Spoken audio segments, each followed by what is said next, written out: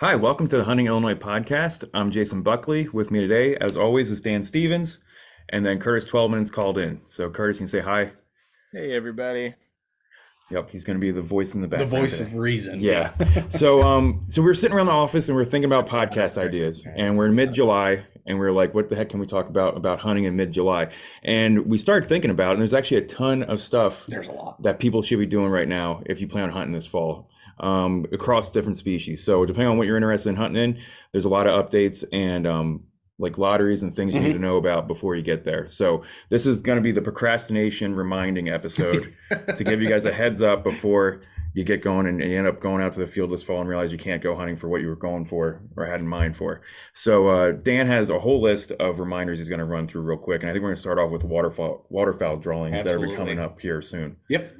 Yeah, so we'll kind of dive right into it. But first, I just kind of want to emphasize this is arguably one of my favorite times of the year. You know, it's almost filled with hopes and dreams of the upcoming fall and winter seasons. But for me, I really like to spend this time to start planning what I want to try to hunt. You know, I'm a hunter that doesn't really focus on one specific species. I love deer hunting, I love duck hunting, I love goose hunting, I love waterfowl, love upland, love squirrel, love it all. And so for me, it's really important to try to be able to plan that so that I don't get to, December and go, crap, I didn't duck hunt this year. And so for me, I really like this time of year. Again, it's filled with the hopes and dreams of what's to come, but you can really sit down and start to plan out this process. So we'll first start off with the traditional waterfowl blind drawings.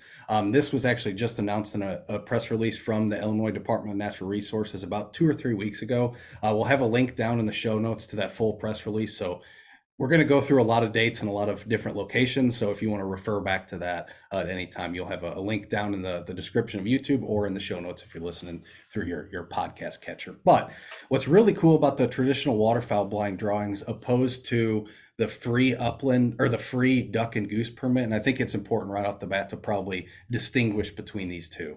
So the traditional waterfowl blind drawing is an in-person drawing. But if you are successful in drawing, you are allocated a blind location for 1 or even 2 years. So you're really getting if you get lucky, you're really getting a good spot to hunt for, the totality of this upcoming season, and in some cases, even the following season. Now, the free public duck and goose application is essentially for blinds that are already located on Illinois DNR sites, and you're just getting access to those blinds for a specific day. So only one day. Now, I do recommend putting in for those, especially if you're interested in duck hunting. It's a free permit, it's a free application, but just remember there are these kind of two models. So you have the traditional waterfowl blind drawing, which is in person, and you can either get a 1 or 2 year allocation. The free public duck and goose is essentially you're getting a blind that's already prefabbed in a location, and you're getting it for one day. Now, the cool thing is both of these options allow you to bring others along. So let's say Jason draws a blind. It's not just him who gets to go. He can usually bring 3 or 4 other people depending on the specific site. But just kind of keep that in mind that you're not putting, all your eggs in one basket. So I always like to try to come up with a group of people who are going. Us three have kind of talked internally about, what days we're going to go to the in-person drawings to try to spread our love a little bit. Because really, if one person in your hunting party wins, then you win too. So just kind of keep that in mind. But the way the traditional waterfowl blind drawings work, again, I mentioned they're in person. So there is usually a registration period that runs from usually about 10 to noon at some sites and 10 to 2 at other sites. Now, these exact times are listed down in that press release below, but just kind of keep in mind, you do have to register in person, and there are a few things you need to bring along. So you have to have a 2022 or 2023 Illinois hunting license. So you have to have that prior to registering. Now, I will admit, when I first went to my first waterfowl blind drawing, when I first moved to Illinois, I didn't do enough research. So I showed up planning on being able to purchase a license there. You can't. Not every site is set up to do that. So do not kind of plan on that, oh, I can buy all that stuff there when I register. Chances are probably not. So you need to make sure you have that hunting license, but you also need a 2022 or 2023 Illinois migratory waterfowl stamp. So that's that little waterfowl stamp. So you'll need to purchase that. Again, you can purchase that electronic. It's not a physical stamp like the federal migratory duck stamp. It's just kind of a line item that gets added to your individual license. You also need a valid photo identification. So those are kind of the three main things you'll need. You'll need your hunting license, a waterfowl stamp, and then proper photo ID. Now, historically, prior to this year, you were also required to have a valid FOID card to register. That is no longer the case. In the press release, it actually states specifically you are no longer required to have a FOID, so you don't have to worry about bringing that along. Now, applicants must at least be 16 years of age or older to be able to register, and that's the date of the drawing. So if you're going to a drawing on August, or let's say July 29th, that birthday needs to be before July 29th for them to be able to register. You cannot use an apprentice license. So I mentioned you have to have a base hunting license. It cannot be an apprentice license, and also obviously not a youth license unless that youth can show that they've taken hunter safety. That is kind of the one caveat there. If they have taken hunter safety, a youth can still apply, assuming they meet that 16 or older age limit. So again, photo ID, hunting license, waterfowl or migratory stamp, and then you should be all set to go. Now, when you arrive, it's going to be an event.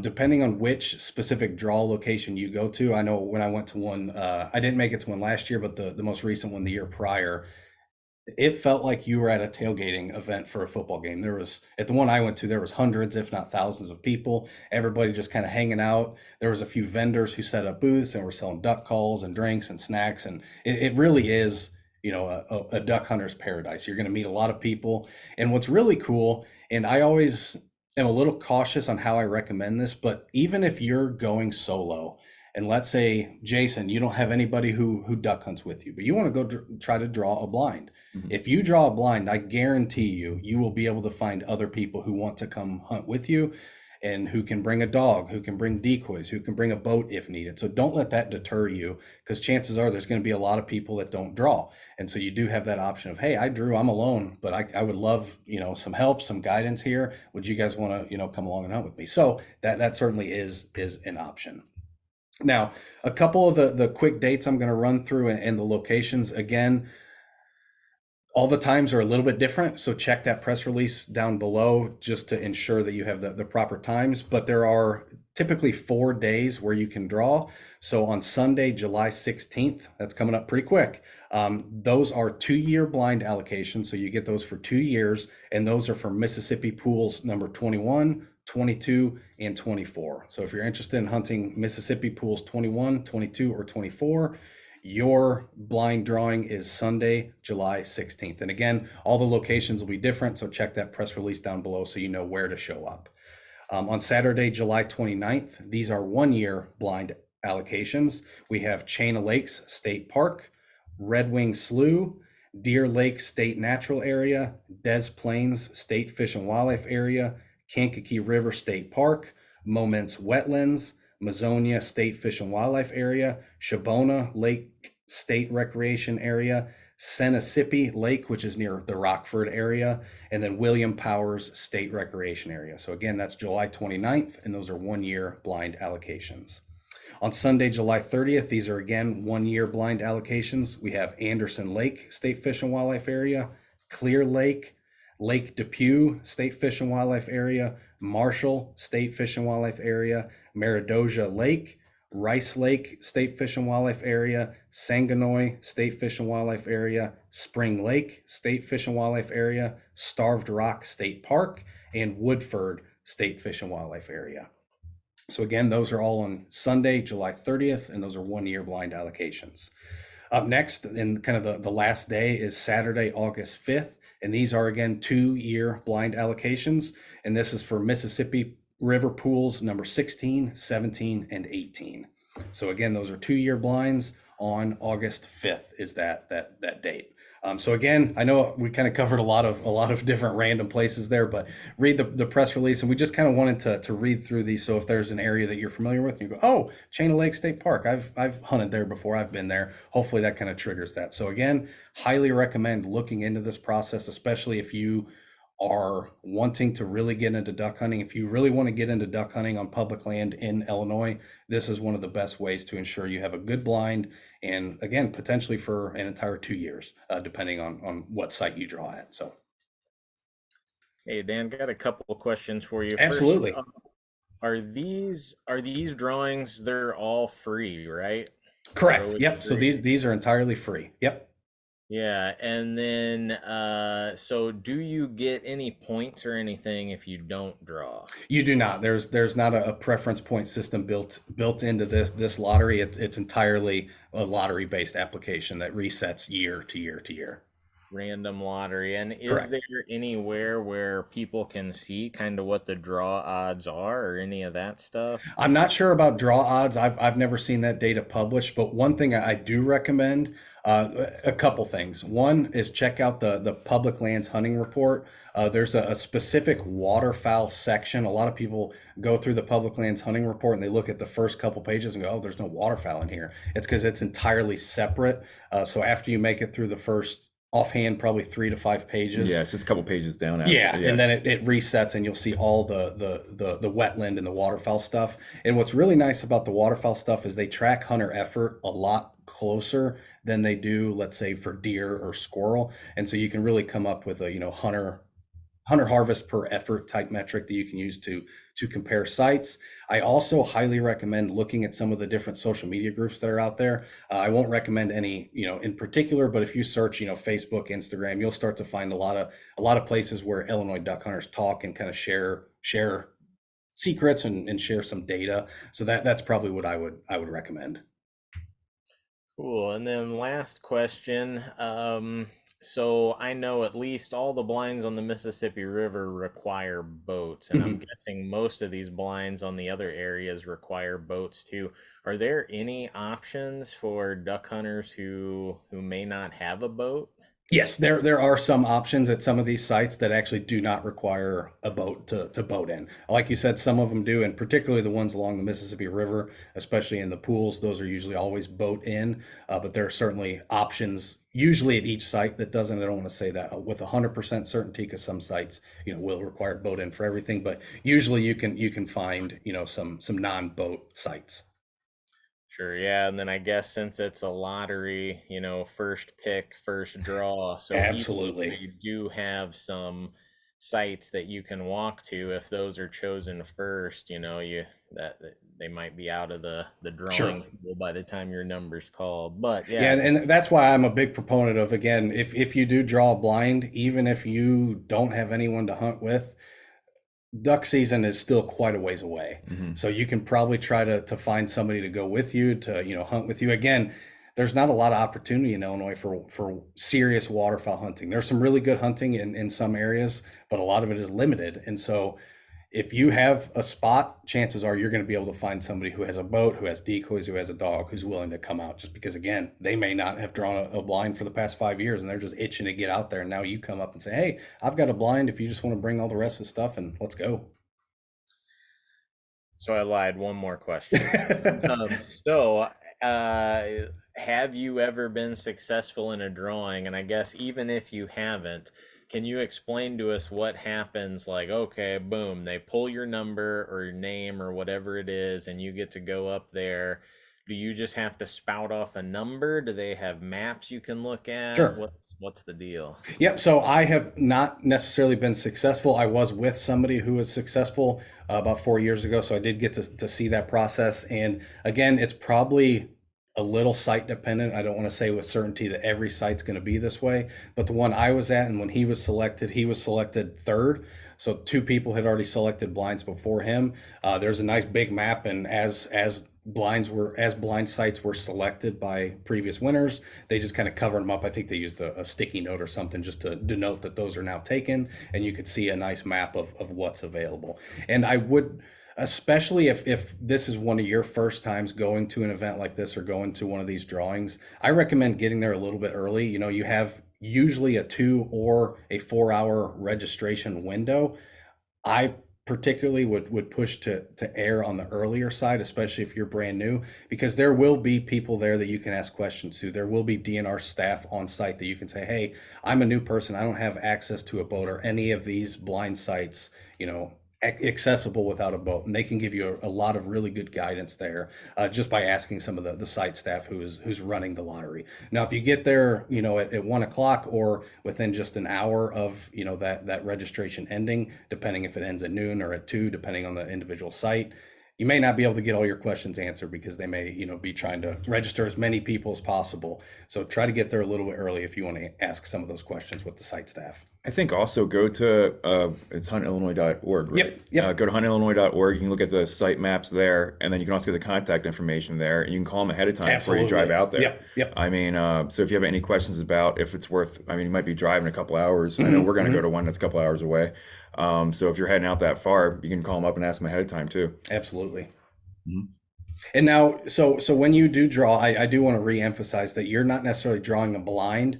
That when your number's pulled, you're drawing the choice to go pick a blind. So you don't have to, solidify what blind you want before you submit your registration. You'll get pulled, and then you'll be able to see what's remaining, and then you'll be able to choose from what's remaining. Sure, yeah. And so at some of them, I know at least like the Mississippi River, because I've been looking into them. So if you're drawn, there's not a blind there, there's a location. You Correct. have to go and, or maybe there's like the skeleton of a blind, but you either have to go build the blind or brush in the blind yourself. And if Correct. you fail to do that, then you lose so-called ownership of that blind and it goes to somebody else. So Yep.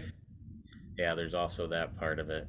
Yeah, so I kind of view these almost like I call them a build-a-blind, because you're not necessarily getting a blind, you're getting a blind site. So you're getting an area that you can either use a boat, depending on the location, and just use a boat blind, or you can construct a blind. Now, if you are constructing a blind, there are extremely specific procedures and regulations on what materials you can use, how you can, connect those materials, what different vegetation you can use to hide the specific blind. And all those are usually dictated by the site, and you can find that information on their hunter fact sheets. And normally, if you are selected for one of these blind sites, you're going to get a packet of information that has all those specific policies and regulations and procedures. But again, a lot of it is just to make sure that those blinds, are safe, they don't leach anything into the environment, but also that they're going to stay where you put them. So they're not just going to start floating and drift away and cause, all kinds of chaos down the river or down the waterway that you're hunting. So I'm glad you brought that up, but these are, kind of build a blind. And I'm not sure if it's that way on all the Mississippi River Right. ones, but on a couple of them at least. And yeah, it even said that there would be an inspection that you'd have to pass, to get through. So And it also is important to note, another kind of important reminder about these blinds is whoever draws that blind has to be present to hunt. So let's say I drew the blind and, us three hunt together. Jason and Curtis couldn't go out to that blind without me. Now, if we aren't in the blind by a certain time, usually they allow other people to use those blinds. So it's not necessarily yours for the year unless you're there, day after day after day after day. If that blind remains open, a lot of these sites will allow other standby hunters to go in and use those blinds if they're not occupied by a certain time.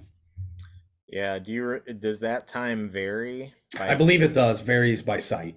Okay, so I couldn't remember. I thought I saw something like an hour before. It's usually around then. Yeah. Yeah, something like that. So if a blind is not claimed by an hour before shooting time, you can go hunt anybody's blind. Yep. Yeah, you just got to wait till that time. Yep. Cool. Yep. I would just say another resource. So social media sites, you can go check them out. But we've all been to social media sites, and sometimes you look at some of the comments and you're not sure if these are the type of people you want to be asking questions to.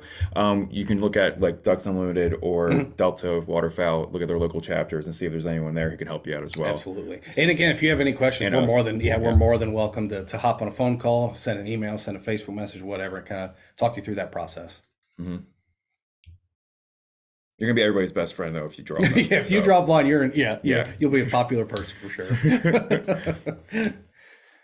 So yeah, that's kind of the what I call the traditional waterfowl blind drawing in a nutshell. Again, we'll have links down to all the kind of documents we discussed, whether it's the press release, whether it's some locations and stuff. But I urge you to read through that press release and read through some of the documentation that's linked, just to make sure you understand what to expect and what to bring along with you to the drawing. But again, it's a lot of fun. Even if you don't draw, your chances are you're going to meet a lot of people and you're going to learn a lot. And like I said, it really is like a tailgate for waterfowl hunters. It really is. It becomes this really cool event, just with all the waterfowl hunters in an area coming together. It's quite cool. Yeah, and then we're planning on going to one. We'll probably make a video of it. Yep, We're gonna definitely make a video of it, so Yep. that way you can see what this process looks like even more. As we get this opportunity, it only comes around once a year, so Yeah. it's good to get out. And, Yeah, I think actually we're going get- to try to hit Kankakee River, Yep. but we'll see. That may change, so we'll see. Mhm. But I do want to kind of re-emphasize. Oh, go ahead, Curtis. I was just gonna say, and I might be hitting up the Mississippi River, so we might be getting a lot of between our group, a lot of the different drawings. We might be there. Should be fun. A lot of fun.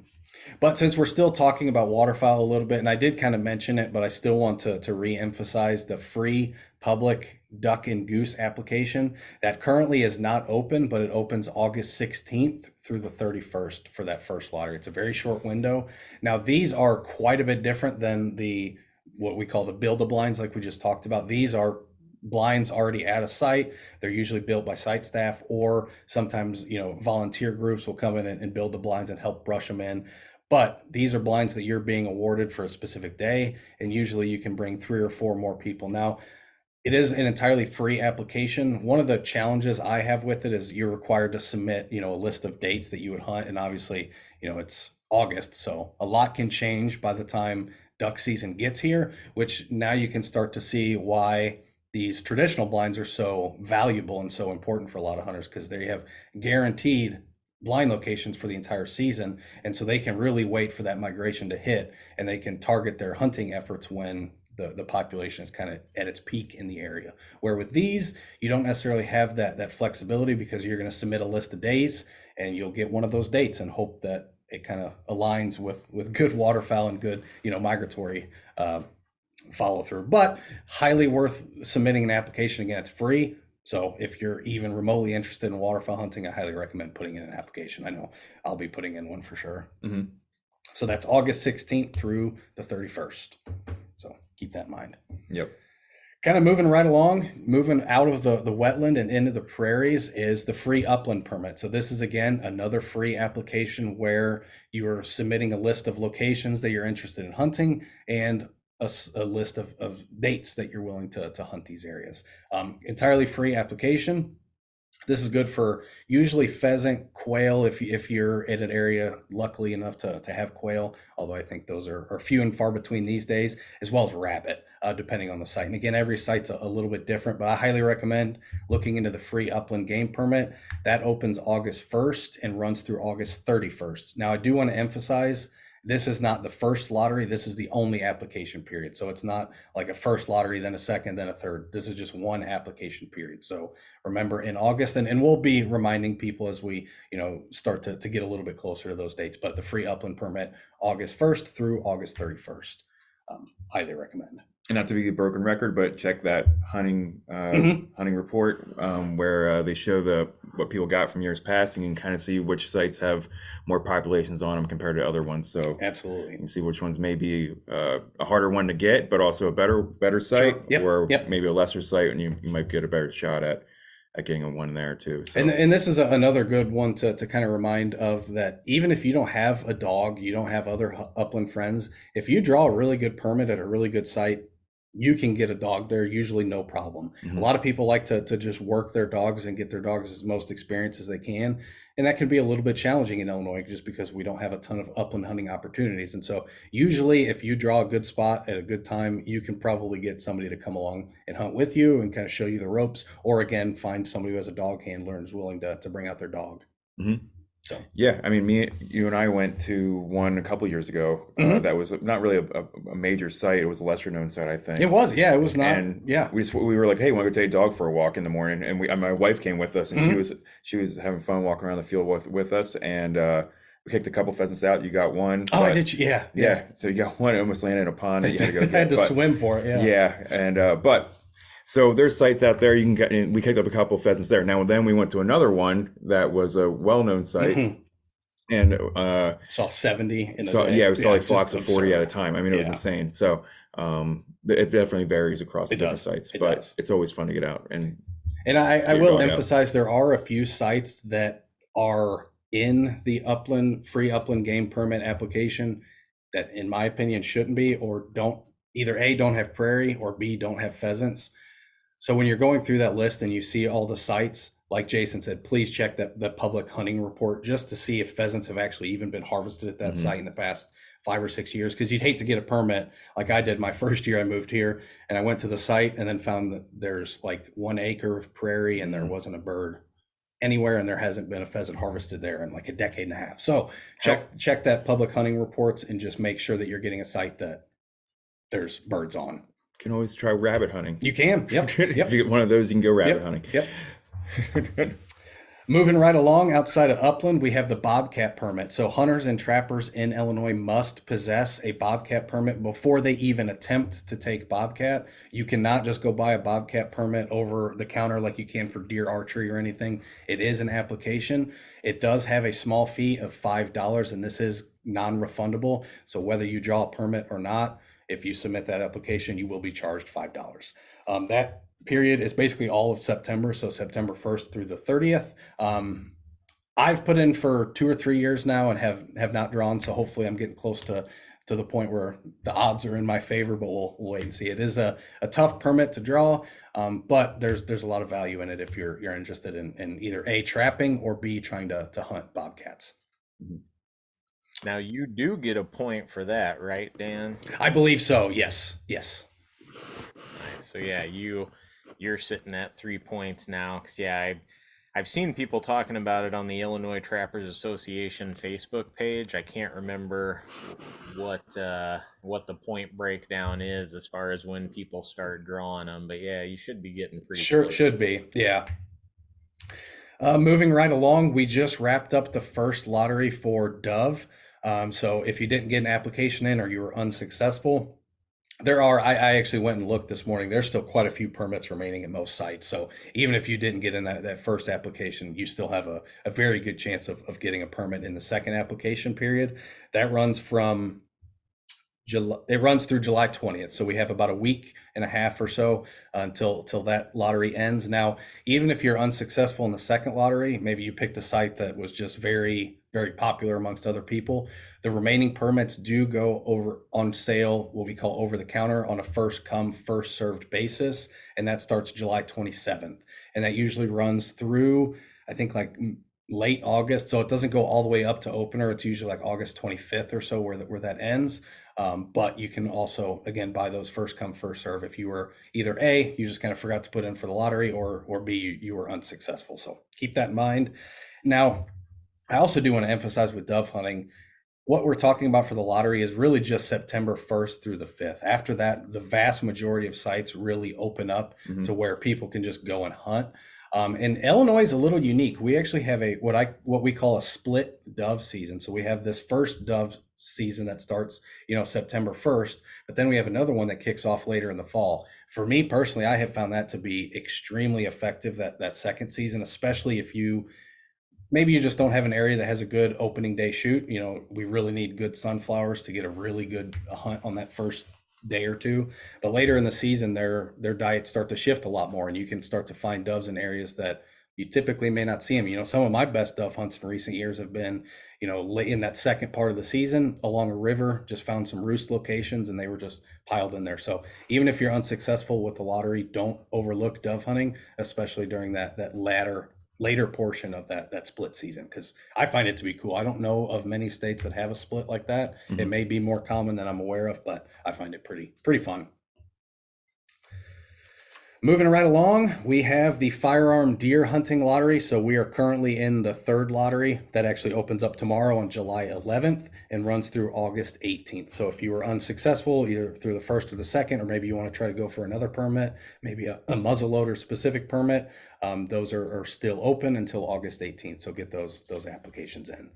And one more I want to highlight that I think does not get the publicity it should. And this is honestly the first year I'm putting in for it. Usually I'm just kind of an optimistic person with fall turkey hunting. We actually do have a fall turkey shotgun season. So that's a season you can use shotguns. It's fairly short.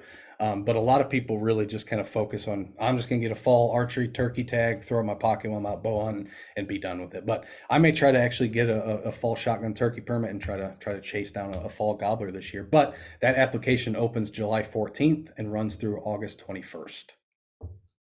Wow. A lot of dates. A lot of dates. And that shotgun season's in some counties, not all counties. Correct. Good point. Now, what I really like about the fall season as opposed to the spring season is it opens up a lot of opportunity. One, not a lot of people do it, so I think you're going to have very good lottery odds in most instances to draw a firearm permit if you want. But two, it also opens up what you can actually hunt. So in the spring, we're only shooting males. Obviously we can shoot a bearded hen on occasion if you're so inclined or so lucky to come across one. But in the fall, both sexes are considered legal game, so you can harvest both either a male or a female. So it kind of opens up a lot of different options, and definitely something worth trying, something I'm going to try this year, and we'll see how it goes. Get the old Thanksgiving turkey. Yes, that's exactly my goal, is to get a nice turkey for Thanksgiving.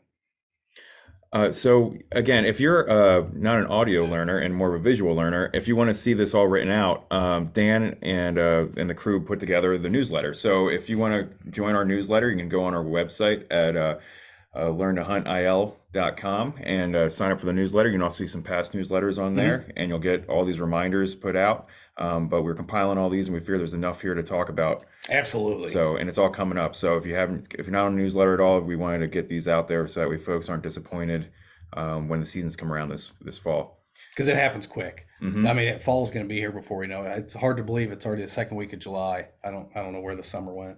Yeah. Oh, it's exciting. It's about time to start getting some deer cameras out too. It is. Yeah. So Curtis, you want to talk a little bit about what other kind of season prep activities people might want to be doing right now before they I do, but first I want to compliment you on your shirt. Now that is a snazzy shirt there, Jason. Oh yeah. I dig it. You got that at the Fur Takers that we were at, and I think just a real quick rundown. We had a blast there. I mean, I'll let Jason say his side of the story, but it was fun. It was like we talked about a state fair from the turn of the century. It was everything we thought it was going to be. We got a little video. Check it out. I think it's on YouTube and on Facebook of just some of the cool things we saw there. We found somehow they made an entire frog into a purse. I don't know how the entire frog was there, and it was a purse, and it had pretty good capacity. I was surprised. That's awesome. I like the koozies. I got a beaver koozie. Yeah. Ed got some super nice mittens too, didn't he? Some beaver gloves. Yeah. Ed got some beaver gloves. So we brought Ed along. I don't know if we'll ever get his side of the story or not. I'll try to see if we can get him on here to talk about it, because he had a blast too. He's always up for learning new things. So he's never trapped before. So I was like, hey, man, want to come check out this state fair from the 1800s or whatever.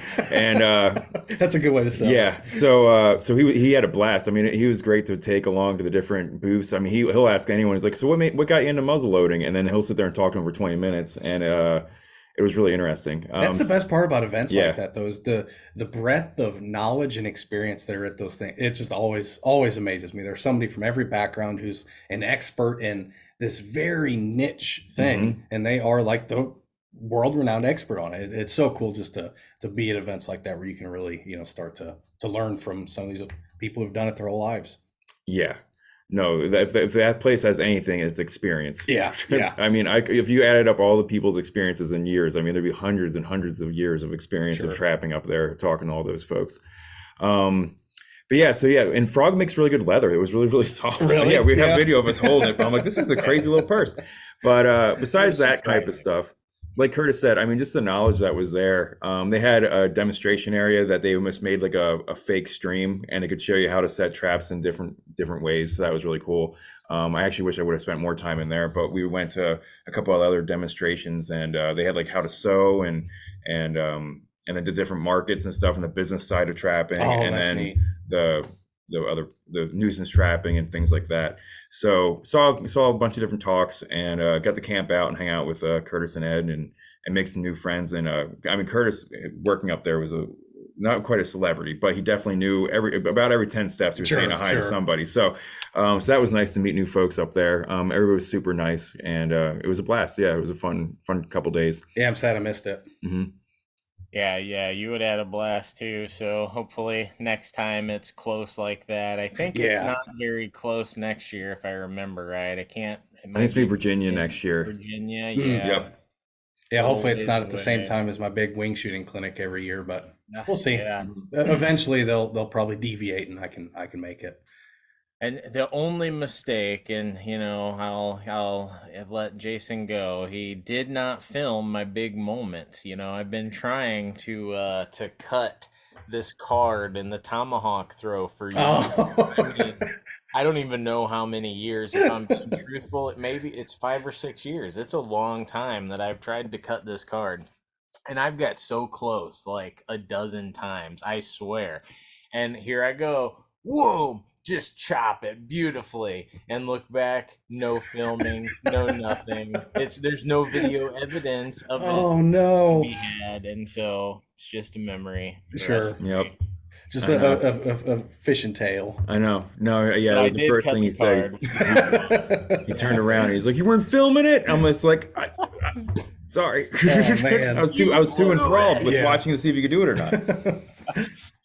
Yeah, and then actually they had so the other big news for me for that is they had anybody who signed up for Fur Takers got entered into a drawing to win a lifetime membership, and my name got pulled. So I'm now a lifetime member of FTA, thanks to my friend in Wisconsin. Chris Bazzaio was the donor.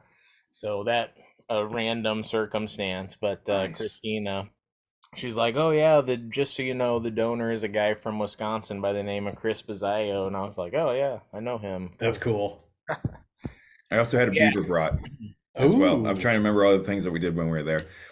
So yeah, for the dinner that night, they have a big spread, and they had a brat that was a beaver, which I thought was pretty good. Yeah. It was good. Yeah, I was a little surprised they didn't have.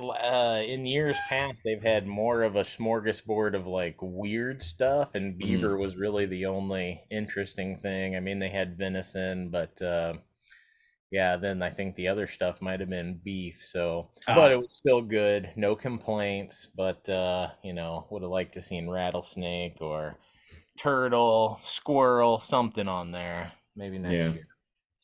Doing it next year. Anyway, it was fun. It was fun. That's cool.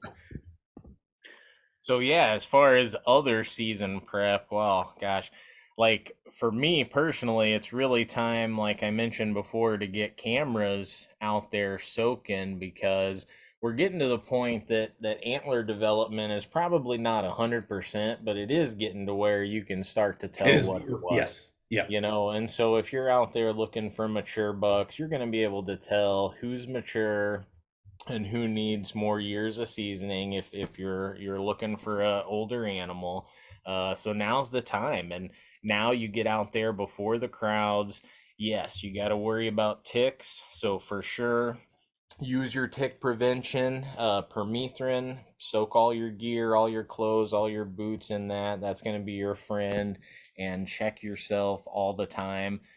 We did some great podcasts with the tick folks from the university. Definitely check that stuff out. It'll open your eyes. But basically, if you get ticks off you quick enough, you have very little to worry about. It's really only when they've been on there for hours, especially 4 hours and beyond, when you really got to start worrying about getting all these horrible things that ticks can give you. So don't let them keep you out of the woods, but certainly be mindful of them this time of year. But yeah, let's get some cameras out there, see what's going on. Another thing that I really want to start doing is shooting my shotgun, because I've been bad about it the past couple of years, where I just go out hunting, duck hunting, dove hunting, whatever it might be, and assume that I'll be exactly where I left off last year, like riding a bike sort of thing. And it's not so much. I mean, I usually get there pretty quick, but it definitely helps out immensely, I think, to get a few training sessions in the off season. And now is a great time to do it. Like this past weekend when it was cool, Oh just yeah. pick a cool front and get a buddy or two and go out to a sporting clays course or even to your local gun range and shoot some trap or skeet. Even just the simple act of like shouldering your shotgun and Hmm. target acquisition and flowing past the target, all those things you're going to smooth out on the range, and you're going to be 100 times better, more prepared when it actually counts when hunting season comes, and you're going to be thankful you did that. Plus, it's fun. Who doesn't like to go Absolutely. out and break some clay birds? And hey, you're supporting PR, Pittman Robertson conservation dollars every time you go shoot.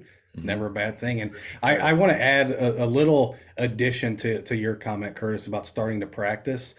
Also, what I highly recommend, and I'll tell an embarrassing story of why this is so important, but start purchasing or looking into ammunition literally now. I know last year I waited till I was lazy. I was busy. Yeah, Things busy. snuck up You're on me. busy. Busy, there we You go. definitely aren't lazy. I'd give you busy. Things snuck up on me, and I had to drive to Missouri to try to find deer shotgun slugs for my shotgun. Um, Hopefully some of the supply chain issues have been somewhat rectified, but I highly recommend starting to at least put that list together in your head and start planning to purchase all your ammunition up front, because it may be another difficult year where you just can't find what you need, especially if you're looking at specialty ammunition, whether it's slugs or even non-toxic shot for waterfowl. I know I had a little bit of trouble finding that locally last year, and luckily I still had enough because I didn't shoot many ducks last year, so didn't have to worry too much about it. But add that into your list of getting ready with your equipment, so your shotgun, your bow. Purchase what you need ahead of time, because we may run into some supply chain issues, especially if demand starts to outweigh supply. It can start to get a little tedious. So I highly recommend starting that process and purchasing what ammo you need up front, especially if you're an individual who's looking to use a rifle under the new rifle legislation for firearm deer season. There's only a few calibers that you can use, and those may be very difficult to find in Illinois as we get closer and closer to the season. So if you're shooting like a 350 Legend or something, you may want to start looking into getting your ammo a little early rather than waiting till a month or two before season, because there's going to be a lot of people, I think, in the same boat. Have you seen Best differences in get gate? yourself a reloader. Yeah, Yeah. there you go too. Yep. Oh, actually, you can't use reload for rifle. You're not allowed to use Actually, you're reloaded right. It rounds. has to be factory. Yep. So, yep. But Never mind. yeah. Yeah. Do you do you see a difference in gauges? Like the 20 gauge and 12 gauge, they go off the shelf more for deer rounds in Illinois? I found plenty of 20 gauge slugs last year. 12 gauge was very hard to find, and that's what I had to drive to Missouri for. Now, I will say it's also a lot of dependent on the specific firearm you're setting up. So if I was shooting a smooth bore and I wanted rifled slugs, so these are slugs that have the rifling basically grooved already into the slug, and you're shooting it through a smooth bore, so your standard shotgun barrel. Those I could find quite readily. I have a rifled barrel, so I needed sabot slugs. Some people call them sabot slugs. Those were darn near literally impossible to find. I called every sporting goods store within 2 hours of here. I called all the Bass Pros in Illinois. I called Shields. I called virtually everywhere. None of them had them except the Bass Pro in Missouri. So I had to beg my brother-in-law to run up there and buy them before they went away, and I just came and picked them up. So a lot of it depends on the specific round, but I certainly wouldn't rely on, I have, a 20 gauge, there will be slugs around. Right. Yeah. I'm Never- not trying to make never know. excuses. I was just Yeah, wondering. sure, yeah. Yep. But what I really struggled was 10 gauge sabot slugs. Those were very hard to find. Yeah, one thing to keep in mind, especially if you're looking for shotgun shells for dove, duck hunting, that type of thing, don't look past ordering them either, because a lot of places in the summer will do some kind of deal. I know Rogers Sporting Goods in Missouri, every year I used to order a case of steel shot from them in the summer because they would do a discount where their cases were like 10% off, plus you got free shipping, plus you got a free dozen decoys. Ooh, So I don't know if they do that any longer, but definitely something to look for, and then it'll make sure you don't run out of shells in the middle of the year. Mhm. So that's a weird thing to say you're lucky about, Dan. You're like, yeah, luckily. I know. It's like, luckily I didn't win the lottery, so I'm still Yeah. here today, It's Now, I would also mention if you do find an online ammo dealer that you like, I would keep using the same one because usually they can keep your FOID card on file. So every time you create an account, you don't have to go through that process of uploading your FOID and sending it in. Once they usually have that on file, they'll keep it until it expires. So good to find one that you like and stick with it. Cool. Yeah. One other thing I want to talk about a little bit, kind of piggyback off of Curtis's conversation about trail cameras. One thing I find particularly difficult this year when putting up cameras is vegetation. I know when I've put up some cameras this time of year, I'll come back with thousands of pictures of a little leaf Hmm. because there's so much vegetation growing, whether it's on the understory, whether it's, young growth on trees. But just when you're setting your trail cameras, keep that in mind, especially this time of year, because there's a lot of vegetation and we're getting a lot of storm action, a lot of wind these days, and that can really trigger that camera to just take thousands of pictures of nothing. And then when that deer inevitably walks by that you've been looking for the whole summer trying to see if he's still around, he walks by and your memory card's full. So keep that in mind when you're out setting them up this time of year. Is pay very close attention to some of the vegetation that's in front of the camera and also right around the camera. I think that's one of the biggest issues is if there's, a poison ivy vine growing up on the tree that you use and a leaf just happens to start waving right in front of that camera time after time, you're just going to fill up a card with pictures of nothing. Yeah, it's sometimes hard to gauge that range. Oh, it really I've is. had cameras before where I thought they were totally clear, and then there was a branch that was maybe like within maybe 6 feet of the camera, but still far enough away that I didn't think it would trigger it. Sure. And sure enough, that one branch was enough to just keep it going off. And the triggers on these cameras are so sensitive, especially on some of the Mhm. higher end models. And I'm sure that varies quite a bit from model to model, but definitely keep it in mind this time of year. Yep. And I know I'm going to start running my trail cameras here. I've been kind of focused. I got a firearm permit for a new site that I've never deer hunted before, and so I'm really enjoying looking at maps and starting to go over that specific piece of ground and trying to understand, where I want to start my scouting efforts. I know Curtis, you're kind of running into the same direction over there on your side of the state. You got a new site you've never hunted, drew a firearm permit, and you want to talk through your thought process a little bit as you kind of plan to hunt that place this fall. Yeah, for sure. And we should definitely try to make a video of getting out there and putting cameras on the Hmm. new site 'cause that'll be good. But yeah, I mean, I like to use a combination of topo maps and aerial photos to try to do as much of my scouting remote as possible. So right from my computer and definitely doesn't take the place of boots on the ground scouting, but it can basically make it where your boots on the ground scouting is directed right to where it needs to be, and you don't waste time checking stuff you don't need to check. So first thing I like to do, survey a piece of property and try to look for what's the most limiting factor. On some property it might be food. Hmm. Maybe there's not many oaks, there's not much ag around. Maybe on some properties it's suitable bedding habitat, whatever that might be. I'm going to start circling that on the map. Like, okay, this is limiting. I'm going to start making note of that.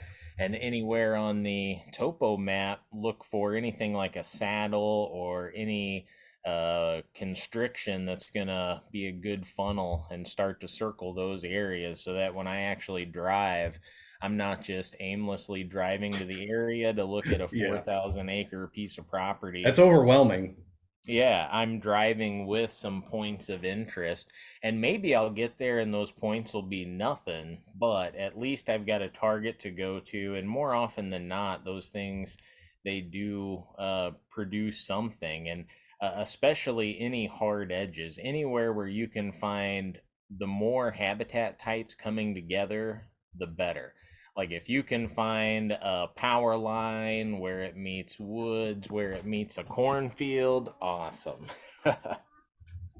Yeah, and one thing I've really started to use, especially the past year or two, in addition to the normal apps that a lot of people use, whether it's Onyx or Hunt Stand, I've started to use Google Earth quite a lot. They actually have a feature that allows you to look at satellite imagery back in time. And now I'm not necessarily looking to see how the landscape has changed over time, which can be cool. But what I'm really focused on is you can usually find some satellite imagery that was taken during leaf off. So whether it's the fall or the winter, and if you're looking, maybe it's an area like you mentioned, Curtis, that's very limited by bedding opportunity. Maybe the forest is just really open. There's not a lot of grasslands nearby. Maybe there's just not a ton of good bedding habitat. Well, in an area like that, you can use that feature, go back to when you see leaf off, and those evergreen like cedar thickets and pine stands are going to pop out like a sore thumb.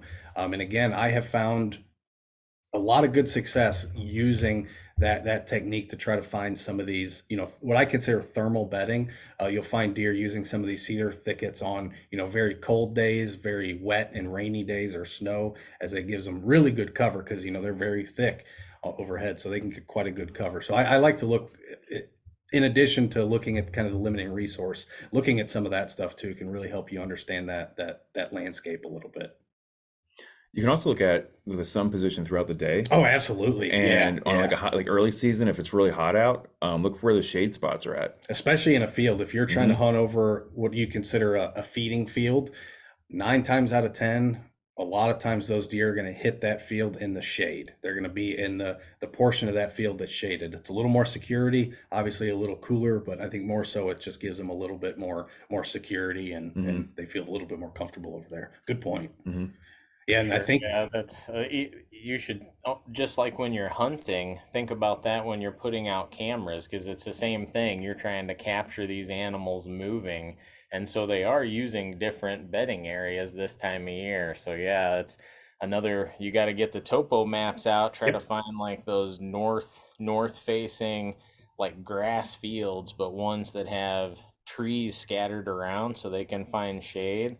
Oh, there's always beds in the shade. They just absolutely, follow the shade always. throughout the day. Mm-hmm. Stay comfy. And if a lot of this terminology and these concepts that we're talking about are a little, maybe they're new to you. We actually have a couple upcoming webinars that we're going to really dive deep into this process. I know we're starting to plan our scouting efforts, and we're going to go out and hang some trail cameras, and we're really going to talk through that during one of our webinars. So on July 27th, we have what we call Deer Scouting Part 1. But it's really going to be us going to a site, looking over maps, looking at the topography, looking at the terrain, looking at some of these different features that we've discussed, figuring out our points of interest, putting up trail cameras, and then we're going to have a follow-up webinar on August 22nd where we're going to go through and retrieve those photos. We're going to talk about what we learned, maybe what we did wrong in setting up these cameras. Maybe we should set them up, on that trail or over there, and really then talk through how are we going to hunt these animals? Now we've figured out where they're feeding, we figured out where they're bedding, we know how they're transitioning through from feeding to bedding. Now it's a matter of playing the wind and putting us in the right spot. And so I think it's going to be a really cool 2-part series that really walks you through this entire process as if you're starting from a blank slate. So obviously the area we've been to, we've historically hunted, but we're going to go to areas on that property that we are unfamiliar with and kind of start that process from start to finish. So I hope you'll join us for those 2 webinars. I think it's going to be really cool. Even if you don't, register for the webinar, we'll probably put the recording up on YouTube so you can, certainly check it out through then. But the first part of that will be July 27th, and the second part will be August 22nd. So July 27th and August 22nd. Awesome. Yeah, that's gonna be a fun one. I I mean, think who so. doesn't Yeah. like running trail cameras? You're gonna get to see the whole process, and then get to see what we captured. Yeah, and hopefully, we'll continue to follow along during deer season. I know this is an area I plan on bow hunting. I know Jason probably the same. So Yep. maybe we'll continue that journey even through hunting season. And Yeah, if we find a good spot, why not hunt and it? chances are we should be able to. Yeah. Yeah. Yep. And I'll get cameras out on my spot too. So who knows? We might get a picture of one of the bucks that one of us is gonna You get this bet. year. Mm-hmm. You Never bet. know. Yeah, and another thing, while you're out there scouting, I know it's something when I first started hunting, I didn't give as much thought to is prepping a location for a tree stand. So when you're out, or even just identifying a location when you're out scouting. So when I'm scouting, it may sound nerdy, but I actually take a journal with me that I write down notes. And a lot of that is not necessarily what the sign I'm seeing, but it's more of, hey, if I hunt this location, do I have a tree that I can climb with my climber? Do I need to bring my hang on stand? Are none of those an option? I need to hunt from the ground. And having all those notes in your scouting journal when October 31st comes and rut is in, just about to break wide open and you're ready to go after the deer you've been, watching and scouting for, you have this journal. You can say, okay, that location, I need that. And it makes that process so much easier rather than being overwhelmed when you're out scouting and, oh, I saw 15 different sites that look good, but now they all run together. And so I take a lot of pictures of the site. I write a lot of notes of what I need to bring to that site, what I expect that site to look like, what I expect to see there, just to, again, make that process a lot easier as the season approaches. Yeah, I mean, yeah, I like go as if you're planning on hunting it. I mean, go bring a rangefinder with, or step out occasionally spots and I'll see how like, far away spots are from where you want to sit at. Sure. And actually go through the whole process of if you're going to hunt it that weekend. Yep. If I'm like really considering hunting an area and I'm going to scout it again, a lot of times I'll bring a tree stand with me. Just go ahead and climb up, look at what my angles and lanes look like. Do I actually have? Because the forest looks so different from ground level to then getting 20 feet in the air. You may think you have clear shots all around you, and then you get 20 feet in the air and there's just a line of brush around you that you can't get through.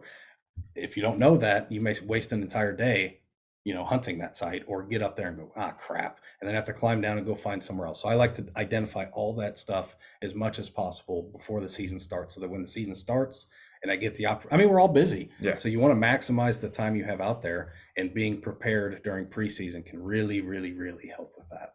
And if you're hunting private land, you can cut a shooting lane. Yeah. But if you're hunting public land, you're not allowed to do that. Yep. So good on you if you got private land access. Mm-hmm. Anything else, guys? I think that was good. Got anything else to add there, Curtis? I would just throw in archery too, because I mentioned getting practice in with your guns, but obviously it's even more important with your archery equipment. And I'm in that stage right now where I need a new string. So I'm trying to get my bow into the bow shop here ASAP to get that finished so I can retune it and start shooting. Because like you said, fall will be here before you know it. Absolutely. It happens every year. Mm-hmm. God, where did the time go? It's gonna fly by. It is. It really is. Corn gets full grown, and next thing you know, it's dove opener, and then teal, and then archery season. So it's not that far away, guys. We've almost made it. Almost made it. Mm-hmm. All right. Well, with that, we'll see you all next time. Sounds good. Thanks, everybody. Bye. See you. Bye.